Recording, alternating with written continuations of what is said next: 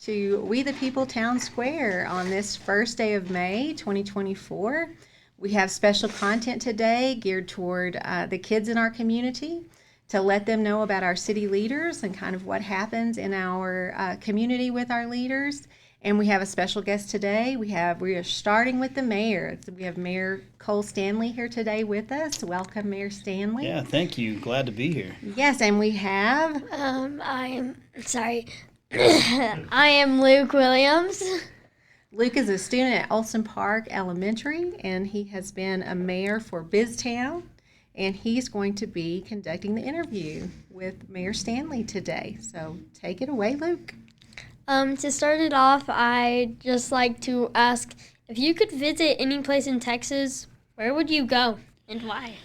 Well, Mayor Luke, you are starting off with the hard questions, right? I think as the mayor of Amarillo, don't you have to say Amarillo is your favorite place in Texas? But you would like to visit maybe somewhere down south with some rolling hills and maybe some good wine, like Fredericksburg or something like that. So if you get down south, it's pretty country and you get a little bit more history down there, which I really enjoy. So I would either say, back to kind of the Alamo or something down there that's historic. I think that's a very good answer. Well, thank you. That was an excellent question. And some good reasoning, too. What was your favorite subject in school? I was joking earlier when I said recess, but I know that's your favorite subject, right? No. All right, so in school, I'd have to say my least favorite subject would have been English because I felt like I already spoke it pretty well and I couldn't understand why we had to do it every year. But my favorite subject was science. So I really liked the science experiments and anything that you could go and try to blow up or send into the air or drop off of a building, anything like that. I loved physics and science. How do you think that subject has helped you? Well, I think that, having that inquisitive mind that says, hey, let's figure out how this works or why it is what it is very helpful because in today's world, especially if you are in a position of leadership where you're presented with problems or conflict, you're going to have to think critically. And so that scientific mind is what will help you problem solve. That must have helped a lot then. Well, so far so good, but I haven't had to get reelected yet, so I'll let you know in about a year. I'm just flipping through. What is the most interesting thing about Amarillo? Ooh, the most interesting thing about Amarillo? Man, I would tell you that Amarillo has way more in it than we think. And so the most interesting thing that I've found is, especially in business, there are so many industries that are global or nationwide. I'd say heavy hitters that really are here in Amarillo. So you think of Amarillo as it's just kind of mom and pop or middle of the road economic scale, and it's really not. The more you get into it, the more you see that you have a lot of industry here, and it is very, very diverse. And so all across the board, we are home to a lot of great companies. That's that is really interesting. I'm just trying to keep up with you there, maybe. Do you have children? I do. So I have two daughters. So I might look older than 45 after being on city council for 3 years now. But I'm 45. I've been married to my wife now for 23 years. We have two daughters. Addison's our youngest, and she's at DBU, Dallas Baptist. And Avery's our oldest, and she owns a business down in Canyon that she's been successfully running now for a little over a year. And man, she is learning a lot of those small business lessons right now. That's awesome for you. I'm a blessed man. I always thought I would have that third one and I could talk my wife into one more so I could get the little guy, and she wasn't having it. So we were done at 2. Did you ever run for an elected office in school? I didn't. I had zero interest in student council and government and all things that required that level of I'd say interaction with, the public in that way, right? I've kind of always wanted to be the guy that just kind of leave me alone, let me do my thing.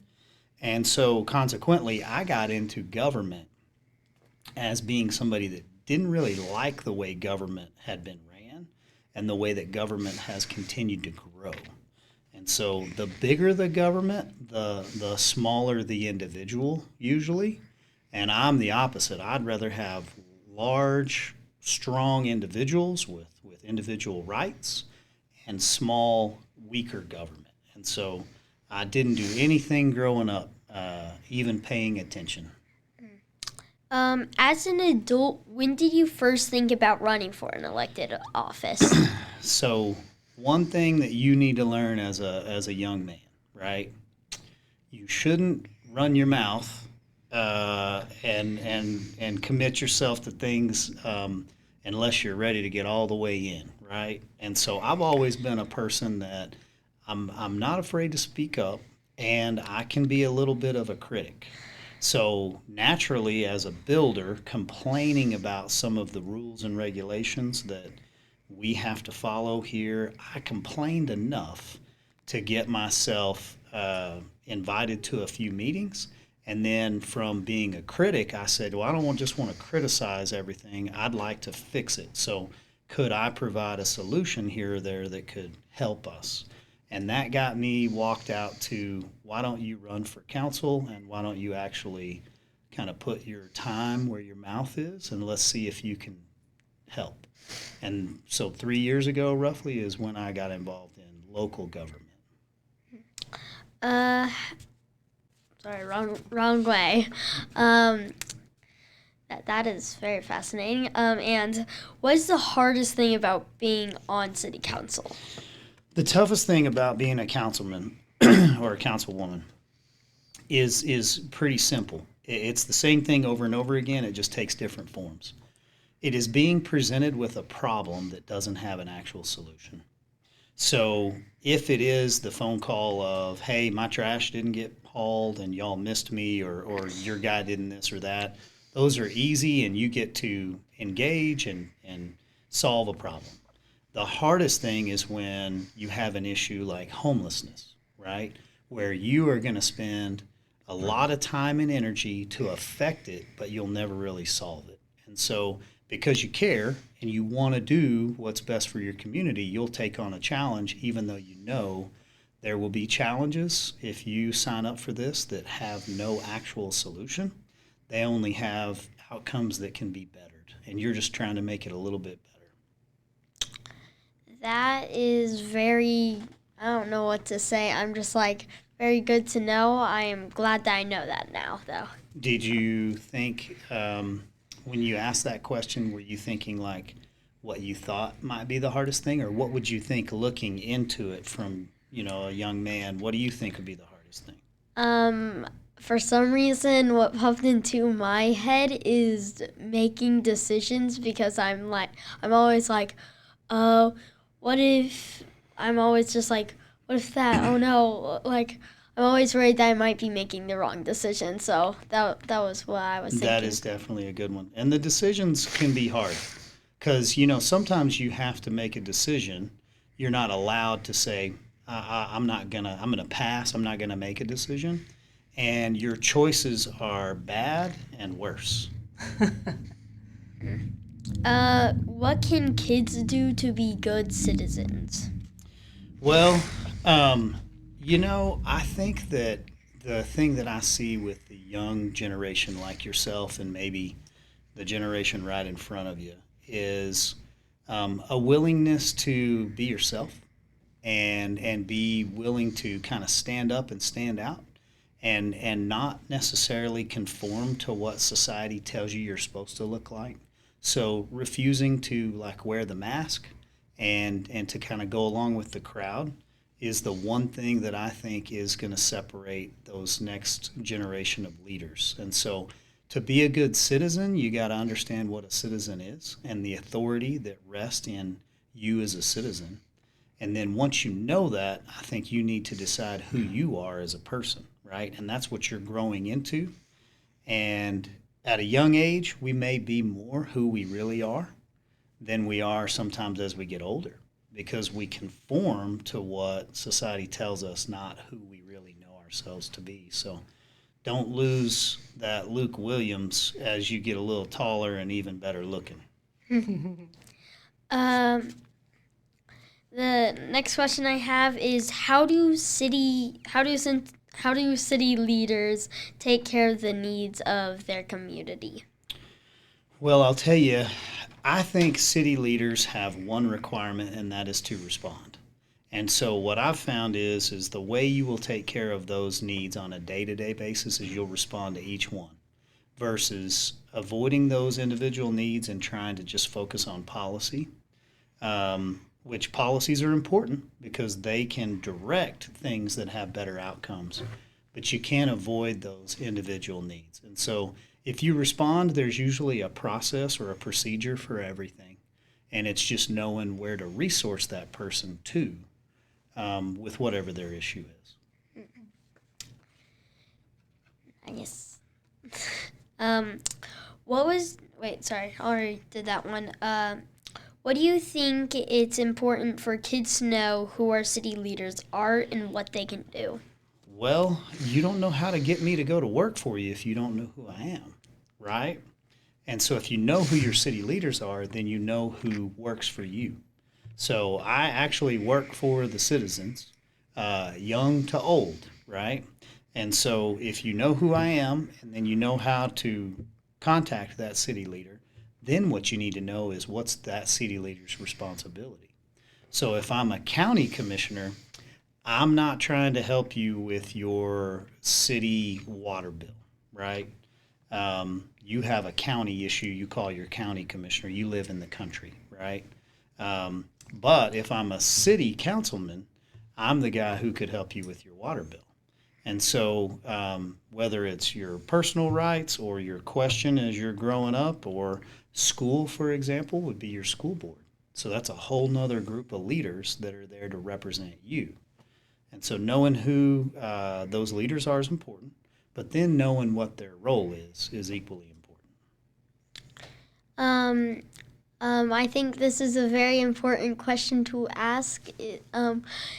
Why do you think our rights are important? Well, I will answer your question, but I only will answer it if you tell me what you answered, because I know you had to answer that same question. So don't show me up. If mine's not real good of an answer, you make it soften your answer a little bit since we're on camera. So here's what I see in the way in which your rights are important. If you know who you are and where you come from, then you know what your rights are. If you don't know your rights, it's a slow process to get you to forget who you are and where you come from. And so identity is very important. And once again, we go back to citizen. And so that word citizen means something because you've been endowed with those rights, right? And so the way in which we function is as simple as the respect of I'm going to treat others the way I would want to be treated because you're a fellow human being just like me. So I'm not going to treat you as less of a person. You don't treat me as less of a person. And that currency comes out in the form of respect. And all those rights do is they illustrate the way in which we should treat each other as we live around each other in a community. Your turn.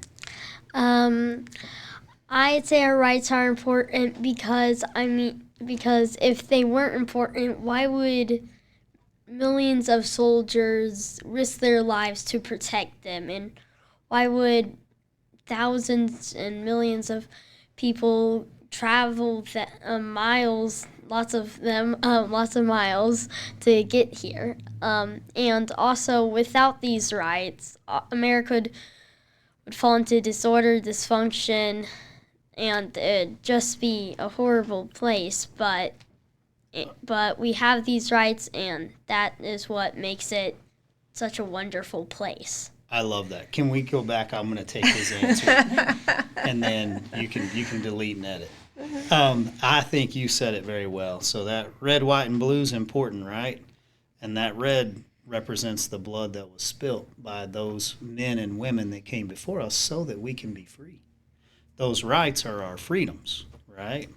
And so you said it very well. Can I get you on maybe staff?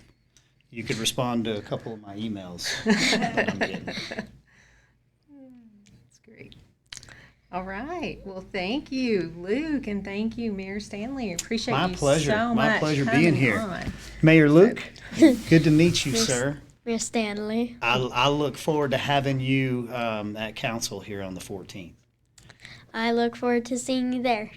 So we said I had to go first, but since I got to go first, do I get to pick who gets to be interviewed next? Oh, absolutely. I think you should. Okay, well, I am going to nominate the Mayor Pro Tem because I think he's on his last day as being the Mayor Pro Tem here, and that's Don Tips. So Councilman Tips is who I would tell you need to get on next, whether you do the interview or somebody else. But he's great, man. You'll enjoy him.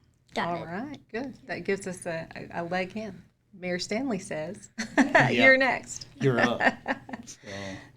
Thank you so much. Thanks for joining us today with We the People Town Square. Thank you, Mayor Stanley. Thank you, Luke. Great job.